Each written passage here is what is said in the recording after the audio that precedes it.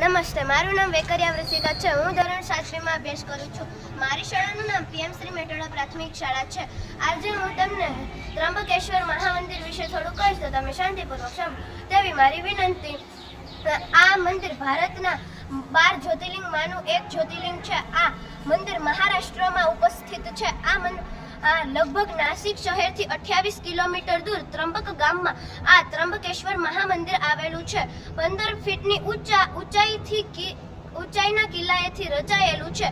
પ્રાચીન કાળમાં એવું માનવામાં આવે છે કે ત્રંબક નામના ઋષિ અહીંયા તપ ધરતા હતા અને પોતાના પાપ ધોવા માટે તેને ગંગા નદીને અહીંયા લાવી તેવી તેને શિવ ભગવાનને તપસ્યા કરી.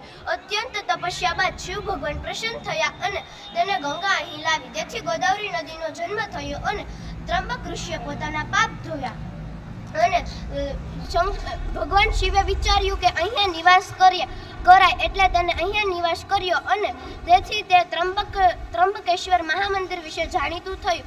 દર સોમવારે તેની રથયાત્રા તરીકે ભગવાન શિવને આખા ગામમાં ફેરવવામાં આવે છે. શું તમને ખબર છે ત્રંબકેશ્વર મહામંદિર નામ કેમ પડ્યું? ત્રંબકેશ્વર મહામંદિર 3 ભગવાનને પૂજાય છે અને શંકર ભગવાનની 3 આંખો હતી.